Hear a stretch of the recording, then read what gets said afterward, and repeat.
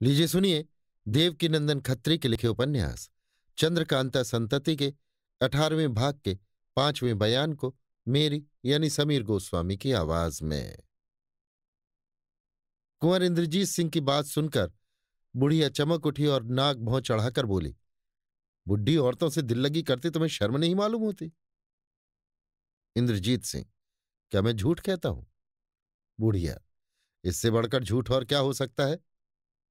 लोग किसी के पीछे झूठ बोलते हैं, मगर आप मुंह पर झूठ बोलकर अपने को सच्चा बनाने का उद्योग करते हैं। भला इस तिलिस्म में दूसरा आ ही कौन सकता है? और वो भैरव सिंह कौन है जिसका नाम आपने लिया? इंद्रजीत सिंह, बस बस मालूम हो गया। मैं अपने को तुम्हारी जबान से। बुढ़ा इंद्रजीत सिंह को रोककर, अजी आप किससे बातें कर रहे हैं? ये तो पागल है। इसकी बातों पर ध्यान देना आप ऐसे बुद्धिमानों का काम नहीं है। बुढ़िया से, तुझे यहां किसने बुलाया जो चली आई? तेरे ही दुख से तो भागकर मैं यहां एकांत में आ बैठा हूं। अगर तू ऐसी शैतान की नानी है कि यहां भी आए बिना नहीं रहती। सवेरा हुआ नहीं और खाने की रट लग गई। बुढ़ी, अजी तो क्या तुम खाओ पियोगे नहीं? बुढ़ा, जब मेरी इच्छा होगी तब खा लूंगा, तुम्हें इससे मतलब? दोनों कुमारों से, आप इस कमबख्त का ख्याल छोड़िए और मेरे साथ चले आइए। मैं आपको ऐसी जगह ले चलता हूं जहां इसकी आत्मा भी न जा सके। उसी जगह हम लोग बातचीत करेंगे। फिर आप जैसा मुनासिब समझिएगा, आज्ञा दीजिएगा। ये बात उस बुढ़े ने ऐसे ढंग से कही और इस तरह पलटा खाकर चल पड़ा कि दोनों कुमारों को उसकी बातों का जवाब देने या उस पर शक करने का मौका न मिला और वे दोनों भी उसके पीछे पीछे रवाना हो गए। उस कमरे के बगल ही में एक कोठरी थी और उस कोठरी में ऊपर छत पर जाने के लिए सीढ़ियां बनी हुई थी। वो बुढ़ा दोनों कुमारों को साथ साथ लिए हुए उस कोठरी में और वहां से सीढ़ियों की राह चढ़कर उसके ऊपर वाली छत पर ले गया। उस मंजिल में भी छोटी छोटी कई कोठरियां और कमरे थे। बुढ़ी के कहे मुताबिक दोनों ने एक कमरे की जालीदार खिड़की में से झांक कर देखा तो इस इमारत के पिछले हिस्से में एक और छोटा सा बाग दिखाई दिया, जो बनिस्बत इस बाग के जिसमें कुमार एक दिन और रात रह चुके थे ज्यादा खूबसूरत और सरसब्ज नजर आता था। उसमें फूलों के पेड़ बहुतायत से थे और पानी का एक छोटा सा साफ झरना भी बह रहा था, जो इस मकान की दीवार से दूर और उस बाग के पिछले हिस्से की दीवार के पास था। और उसी चश्मे के किनारे पर कई औरतों को भी बैठे हुए दोनों कुमारों ने देखा। पहले तो कुंवर इंद्रजीत सिंह और आनंद सिंह को यही गुमान हुआ कि ये औरतें किशोरी, कामनी और कमलिनी इत्यादि होंगी, मगर जब उनकी सूरत पर गौर किया तो दूसरी ही औरतें मालूम हुई, जिन्हें आज के पहले दोनों कुमारों ने कभी नहीं देखा था। इंद्रजीत सिंह बुढ़े से, क्या ये वे ही औरतें हैं जिनका जिक्र तुमने किया था और जिनमें से एक औरत का नाम तुमने कमलिनी बताया था? बुढ़ा, जी नहीं, उनकी तो मुझे कुछ भी खबर नहीं कि वे कहाँ गई और क्या हुई। आनंद सिंह, फिर ये सब कौन है? बुढ़ा, इन सभी के बारे में इससे ज्यादा और मैं कुछ नहीं जानता कि ये सब राजा गोपाल सिंह के रिश्तेदार हैं और किसी खास सबब से राजा गोपाल सिंह ने इन लोगों को यहां रख छोड़ा है। इंद्रजीत सिंह, ये सब यहां कब से रहती हैं? बुढ़ा, 7 वर्ष से। इंद्रजीत सिंह, इनकी खबरगिरी कौन करता है और खाने पीने तथा कपड़े लत्ते का इंतजाम क्यों कर होता है? बुढ़ा, इसकी मुझे भी खबर नहीं। यदि मैं इन सभी से कुछ बातचीत करता या इनके पास जाता तो कदाचित कुछ मालूम हो जाता, मगर राजा साहब ने मुझे सख्त ताकीद कर दी है कि इन सभी से कुछ बातचीत न करूं, बल्कि इनके पास भी न जाऊं। इंद्रजीत सिंह, खैर ये बताओ कि हम लोग इनके पास जा सकते हैं या नहीं? बुढ़ा, इन सभी के पास जाना ना जाना आपकी इच्छा पर है। मैं किसी तरह की रुकावट नहीं डाल सकता और ना कुछ राय ही दे सकता हूं। इंद्रजीत सिंह, अच्छा, इस बाग में जाने का रास्ता तो बता सकते हो?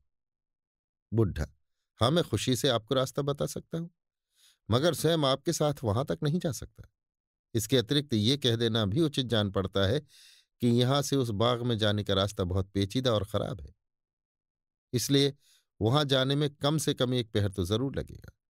इससे यही बेहतर होगा कि आप उस बाग में या उन सभी के पास जाना चाहते हैं तो कमंद लगाकर इस खिड़की की राह से नीचे उतर जाएं। ऐसा आप करना चाहें तो आज्ञा दें, मैं एक कमंद आपको ला दूं। इंद्रजीत सिंह, हाँ, ये बात मुझे पसंद है। यदि एक कमंद ला दो तो हम दोनों भाई उसी के सहारे नीचे उतर जाएं। वो बुढ़ा दोनों कुमारों को उसी तरह उसी जगह छोड़कर कहीं चला गया और थोड़ी ही देर में बहुत बड़ी कमंद हाथ में लिए हुए आकर बोला, लीजिए ये कमंद हाजिर है। इंद्रजीत सिंह कमंद लेकर, अच्छा तो अब हम दोनों इस कमंद के सहारे उस बाग में उतर जाते हैं। बुढ़ा, जाइए, मगर ये बताते जाइए कि आप लोग वहां से लौटकर कब आवेंगे और मुझे आपको यहाँ की सैर कराने का मौका कब मिलेगा। इंद्रजीत सिंह, सो तो मैं ठीक नहीं कह सकता, मगर तुम ये बता दो कि अगर हम लौटे तो यहाँ किस राह से आवें। बुढ़ा, इसी कमंद के जरिए इसी राह से आ जाइएगा। मैं ये खिड़की आपके लिए खुली छोड़ दूंगा। आनंद सिंह, अच्छा ये बताओ कि भैरव सिंह की भी कुछ खबर है। बुढ़ा, कुछ नहीं।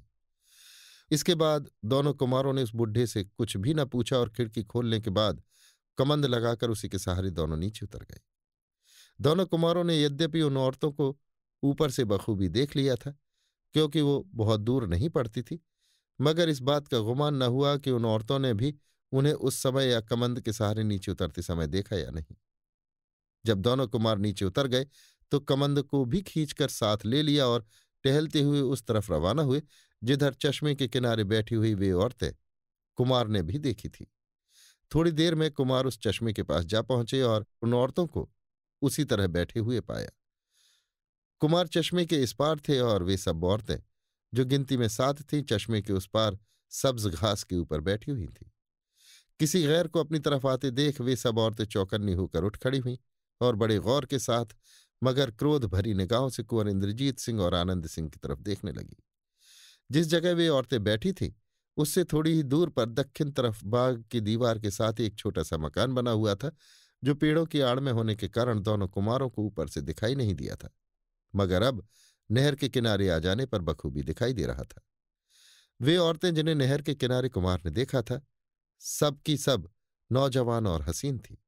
यद्यपि इस समय वे सब बनाव श्रृंगार और जेवरों के ढकोसलों से खाली थी, मगर उनका कुदरती हुस्न ऐसा न था जो किसी तरह की खूबसूरती को अपने सामने ठहरने देता। यहां पर यदि ऐसी एक औरत होती तो हम उसकी खूबसूरती के बारे में कुछ लिखते भी, मगर एकदम से 7 ऐसी औरतों की तारीफ में कलम चलाना हमारी ताकत के बाहर है, जिन्हें प्रकृति ने खूबसूरत बनाने के समय हर तरह पर अपनी उदारता का नमूना दिखाया हो।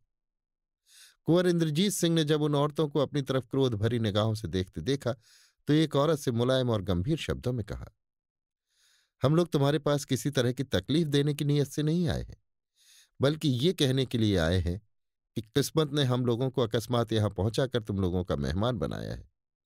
हम लोग लाचार और राह भूले हुए मुसाफिर हैं और तुम लोग यहाँ की रहने वाली और दयावान हो, क्योंकि जिस ईश्वर ने तुम्हें इतना सुंदर बनाकर अपनी कारीगरी का नमूना दिखाया है उसने तुम्हारे दिल को कठोर बनाकर अपनी भूल का परिचय कदापि न दिया होगा।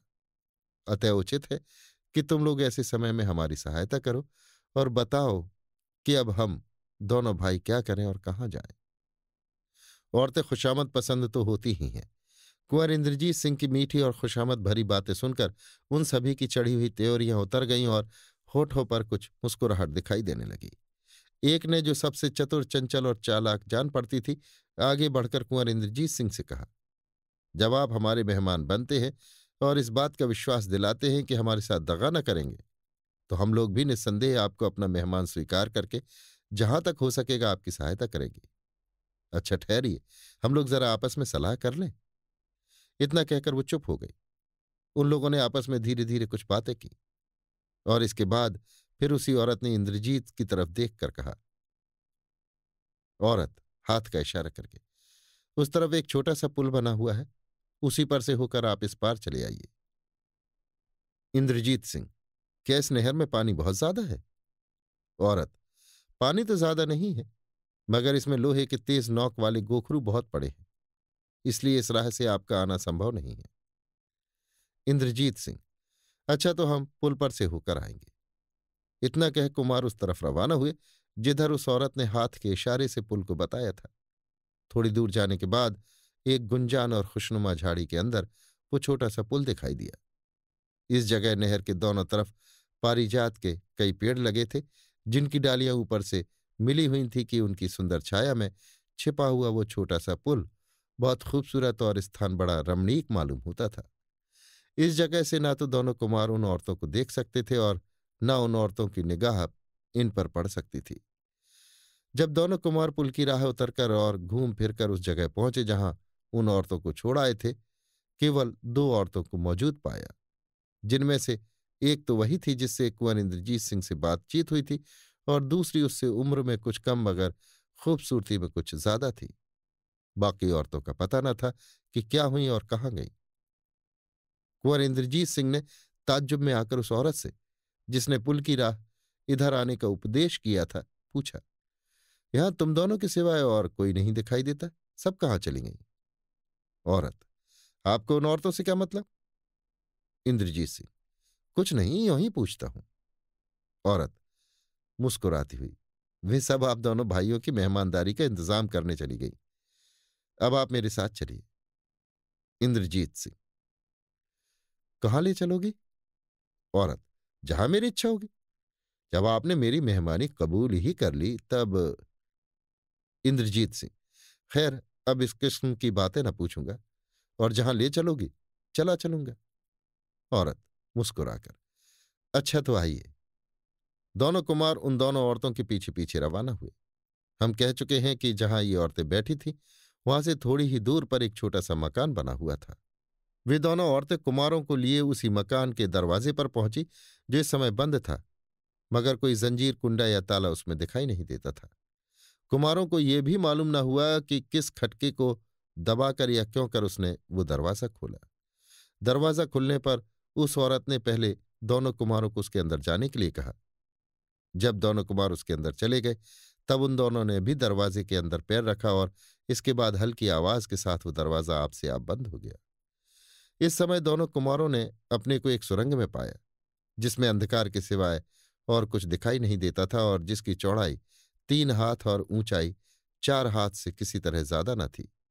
इस जगह कुमार को इस बात का ख्याल हुआ कि कहीं इन औरतों ने मुझे धोखा तो नहीं दिया, मगर ये सोचकर चुप हो गए कि अब तो जो कुछ होना था हो ही गया, और ये औरतें भी तो आखिर हमारे साथ ही हैं, जिनके पास किसी तरह का हरबा देखने में नहीं आया था। दोनों कुमारों ने अपना हाथ पसार कर दीवार को टटोला और मालूम किया कि ये सुरंग है। उसी समय पीछे से उस औरत की आवाज आई, आप दोनों भाई किसी तरह का अंदेशा न कीजिए और सीधे चले चलिए। इस सुरंग में बहुत दूर तक जाने की तकलीफ आप लोगों को ना होगी। वास्तव में ये सुरंग बहुत बड़ी न थी। 40-50 कदम से ज्यादा कुमार न गए होंगे कि सुरंग का दूसरा दरवाजा मिला, और उसे लांघ कर कुंवर इंद्रजीत सिंह और आनंद सिंह ने अपने को एक दूसरे ही बाग में पाया, जिसकी जमीन का बहुत बड़ा हिस्सा मकान, कमरा, 12 दरियों तथा और इमारतों के काम में लगा हुआ था, और थोड़े हिस्से में मामूली ढंग का एक छोटा सा बाग था। हाँ, उस बाग के बीचों बीच में एक छोटी सी खूबसूरत बावली जरूर थी, जिसकी 4 अंगुल ऊंची सीढ़ियां सफेद लहरदार पत्थरों से बनी हुई थी। इसके चारों कोनों पर कदम्ब के 4 पेड़ लगे हुए थे, और एक पेड़ के नीचे एक चबूतरा संगमरमर का इस लायक था कि 20-25 आदमी खुले तौर पर बैठ सके। इमारत का हिस्सा जो कुछ बाग में था, वो सब बाहर से तो देखने में बहुत ही खूबसूरत था, मगर अंदर से वो कैसा और किस लायक था सो नहीं कह सकते। बावली के पास पहुंचकर उस औरत ने कुंवर इंद्रजीत सिंह से कहा, यद्यपि इस समय धूप बहुत तेज हो रही है, मगर इस पेड़ यानी कदम्ब की घनी छाया में इस संगमरमर के चबूतरे पर थोड़ी देर तक बैठने में आपको किसी तरह की तकलीफ न होगी। मैं बहुत जल्द, सामने की तरफ इशारा करके, इस कमरे को खुलवाकर आपके आराम करने का इंतजाम करूंगी। केवल आधी घड़ी के लिए आप मुझे विदा करें। इंद्रजीत सिंह, खैर जाओ, मगर इतना बताती जाओ कि तुम दोनों का नाम क्या है, जिसमें यदि कोई आवे और कुछ पूछे तो कह सकें कि हम लोग फला लोगों के मेहमान हैं। औरत हंसकर, जरूर जानना चाहिए, केवल इसलिए नहीं बल्कि कई कामों के लिए हम दोनों बहनों का नाम जान लेना आपके लिए आवश्यक है। मेरा नाम इंद्रानी, दूसरी की तरफ इशारा करके, और इसका नाम आनंदी है। ये मेरी सगी छोटी बहन है।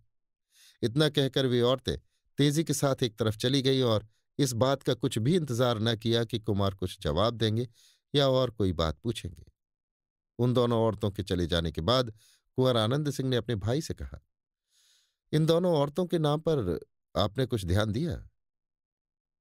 इंद्रजीत सिंह, हाँ, यदि इनका नाम इनके बुजुर्गों का रखा हुआ है और इनके शरीर का सबसे पहला साथी नहीं है, तो कह सकते हैं कि हम दोनों ने धोखा खाया। आनंद सिंह, जी मेरा भी यही ख्याल है, मगर साथ ही इसके मैं ये भी ख्याल करता हूं कि अब हम लोगों को चालाक बनना। इंद्रजीत सिंह जल्दी से, नहीं नहीं, अब हम लोगों को जब तक छुटकारे की साफ सूरत दिखाई ना दे जाए, प्रकट में नादान बने रहना ही लाभदायक होगा। आनंद सिंह, निस्संदेह, मगर इतना तो मेरा दिल अब भी कह रहा है कि ये सब हमारी जिंदगी के धागे में किसी तरह का खिंचाव पैदा न करेंगे। इंद्रजीत सिंह, मगर उसमें लंगर की तरह लटकने के लिए इतना बड़ा बोझ जरूर लाद देंगी कि जिसका सहन करना असंभव नहीं तो असह्य अवश्य होगा। आनंद सिंह, हाँ, अब यदि हम लोगों को कुछ सोचना है तो इसी विषय में। इंद्रजीत सिंह, अफसोस ऐसे समय में भैरव सिंह को भी इत्तेफाक ने हम लोगों से अलग कर दिया। ऐसे मौकों पर उसकी बुद्धि अनूठा काम किया करती है। कुछ रुककर, देखो तो सामने से वो कौन आ रहा है। आनंद सिंह खुशी भरी आवाज में ताज्जुब के साथ, ये तो भैरव सिंह ही है। अब कोई परवाह की बात नहीं है, अगर ये वास्तव में भैरव सिंह ही है। अपने से थोड़ी ही दूर पर दोनों कुमारों ने भैरव सिंह को देखा, जो एक कोठरी के अंदर से निकलकर इन्हीं की तरफ आ रहा था। दोनों कुमार उठ खड़े हुए और मिलने के लिए खुशी खुशी भैरव सिंह की तरफ रवाना हुए। भैरव सिंह ने भी इन्हें दूर से देखा और तेजी के साथ चलकर इन दोनों भाइयों के पास आया। दोनों भाइयों ने खुशी खुशी भैरव सिंह को गले लगाया और उसे साथ लिए हुए उसी चबूतरे पर आए जिस पर इंद्रानी उनको बैठा गई थी। इंद्रजीत सिंह चबूतरे पर बैठकर, भैरव सिंह भाई, ये तिलिस्म का कारखाना है, यहां फूंक फूंक के कदम रखना चाहिए। अतः यदि मैं तुम पर शक करके तुम्हें जांचने का उद्योग करूं तो तुम्हें खफा न होना चाहिए। भैरव सिंह, नहीं नहीं, मैं ऐसा बेवकूफ नहीं हूं कि आप लोगों की चालाकी और बुद्धिमानी की बातों से खफा हो जाऊं। तिलिस्म और दुश्मन के घर में दोस्तों की जांच बहुत जरूरी है। बगल वाला मसा और कमर का दाग दिखलाने के अतिरिक्त बहुत सी बातें ऐसी हैं जिन्हें सिवाय मेरे और आपके दूसरा कोई भी नहीं जानता, जैसे लड़कपन वाला मजनू। इंद्रजीत सिंह हंसकर, बस बस, मुझे जांच करने की कोई जरूरत नहीं रही। अब ये बताओ कि तुम्हारा बटुआ तुम्हें मिला या नहीं। भैरव सिंह अय्यारी का बटुआ कुमार के आगे रखकर, आपके तिलिस्मी खंजर की बदौलत मेरा ये बटुआ मुझे मिल गया। शुक्र है कि इसमें की कोई चीज नुकसान में नहीं गई, सब ज्यों की त्यों मौजूद है। तिलिस्मी खंजर और उसके जोड़ की अंगूठी देकर, लीजिए अपना तिलिस्मी खंजर, अब मुझे इसकी कोई जरूरत नहीं, मेरे लिए मेरा बटुआ काफी है। इंद्रजीत सिंह अंगूठी और तिलिस्मी खंजर लेकर, अब यद्यपि तुम्हारा किस्सा सुनना बहुत जरूरी है, क्योंकि हम लोगों ने एक आश्चर्यजनक घटना के अंदर तुम्हें छोड़ा था, मगर इस सब के पहले अपना हाल तुम्हें सुना देना हमें उचित जान पड़ता है, क्योंकि एकांत का समय बहुत कम है और उन दोनों औरतों के आ जाने में बहुत विलंब नहीं है, जिनकी बदौलत हम लोग यहां आए हैं और जिनके फेर में अपने को पड़ा हुआ समझते हैं। भैरव सिंह, क्या किसी औरत ने आप लोगों को धोखा दिया। इंद्रजीत सिंह, निश्चय तो नहीं कह सकता कि धोखा दिया, मगर जो कुछ हाल है उसे सुनकर राय दो कि हम लोग अपने को धोखे में फंसा हुआ समझे या नहीं। इसके बाद कुंवर इंद्रजीत सिंह ने अपना कुल हाल भैरव सिंह से जुदा होने के बाद से इस समय तक का कह सुनाया। इसके जवाब में अभी भैरव सिंह ने कुछ कहा भी न था कि सामने वाले कमरे का दरवाजा खुला और उसमें से इंद्रानी को निकलकर अपनी तरफ आते देखा। इंद्रजीत सिंह भैरव सिंह से, लो वो आ गई, एक तो यही औरत है, इसी का नाम इंद्रानी है, मगर इस समय वो दूसरी औरत इसके साथ नहीं है जिसे ये अपनी सगी छोटी बहन बताती है। भैरव सिंह ताज्जुब से उस औरत की तरफ देखकर, इसे तो मैं पहचानता हूं, मगर ये नहीं जानता था कि इसका नाम इंद्रानी है। इंद्रजीत सिंह, तुमने इसे कब देखा। भैरव सिंह, तिलिस्मी खंजर लेकर आपसे जुदा होने के बाद बटुआ पाने के संबंध में इसने मेरी मदद की थी। जब मैं अपना हाल सुनाऊंगा तब आपको मालूम होगा कि ये कैसी नेक औरत है, मगर इसकी छोटी बहन को मैं नहीं जानता, शायद उसे भी देखा हो। इतने ही में इंद्रानी वहां आ पहुंची जहां भैरव सिंह और दोनों कुमार बैठे बातचीत कर रहे थे। जिस तरह भैरव सिंह ने इंद्रानी को देखते ही पहचान लिया था, उसी तरह इंद्रानी ने भी भैरव सिंह को पहचान लिया और कहा, क्या आप भी यहां पहुंचे। अच्छा हुआ, क्योंकि आपके आने से दोनों कुम्हारों का दिल बहलेगा। इसके अतिरिक्त मुझ पर भी किसी का शक शुबहा न रहेगा। भैरव सिंह, जी हाँ, मैं भी यहां आ पहुंचा और आपको दूर से देखते ही पहचान लिया, बल्कि कुमार से कह भी दिया कि इन्होंने मेरी बड़ी सहायता की थी। इंद्रानी, ये तो बताओ कि स्नान संध्या से छुट्टी पा चुके हो या नहीं। भैरव सिंह, हाँ, मैं स्नान संध्या से छुट्टी पा चुका हूं और हर तरह से निश्चिंत हूं। इंद्राणी, दोनों कुमारों से। और आप लोग? इंद्रजीत सिंह, हम दोनों भाई भी। इंद्राणी, अच्छा तो अब आप लोग कृपा करके उस कमरे में चलिए। भैरव सिंह, बहुत अच्छी बात है। दोनों कुमारों से, चलिए। भैरव सिंह को लिए हुए कुंवर इंद्रजीत सिंह और आनंद सिंह उस कमरे में आए जिसे इंद्राणी ने इनके लिए खोला था। कुमार ने इस कमरे को देखकर बहुत पसंद किया, क्योंकि यह कमरा बहुत बड़ा और खूबसूरती के साथ सजाया हुआ था। इसकी छत बहुत ऊंची और रंगीन थी तथा दीवारों पर भी मुसव्वर ने अनोखा काम किया था। कुछ दीवारों पर जंगल, पहाड़, खोह, कंदरा का घाटी और शिकारगाह तथा बहते हुए चश्मे का अनोखा दृश्य ऐसे अच्छे ढंग से दिखाया गया था कि देखने वाला नित्य पहरो देखा करे और उसका चित्त न भरे। मौके मौके से जंगली जानवरों की तस्वीरें भी ऐसी बनी थीं कि देखने वालों को उसके असली होने का धोखा होता था। दीवारों पर बनी हुई तस्वीरों के अतिरिक्त कागज और कपड़ों पर बनी हुई तथा सुंदर चौखटों में जड़ी हुई तस्वीरों की भी इस कमरे में कमी न थी। ये तस्वीरें केवल ऐसी हसीन और नौजवान औरतों की थी जिनकी खूबसूरती और भाव को देखकर देखने वाला प्रेम से दीवाना हो सकता था। इन्हीं तस्वीरों में इंद्राणी और आनंदी की तस्वीरें भी थीं, जिन्हें देखते ही कुंवर इंद्रजीत सिंह हंस पड़े और भैरव सिंह की तरफ देख के बोले, देखो, ये तस्वीर इंद्राणी की और ये उनकी बहन आनंदी की है। उन्हें तुमने न देखा होगा। भैरव सिंह, जी, इनकी छोटी बहन को तो मैंने नहीं देखा। इंद्रजीत सिंह, सैम जैसी खूबसूरत है वैसी ही तस्वीर भी बनी है। इंद्राणी की तरफ देखकर, मगर अब हमें इस तस्वीर के देखने की कोई जरूरत नहीं।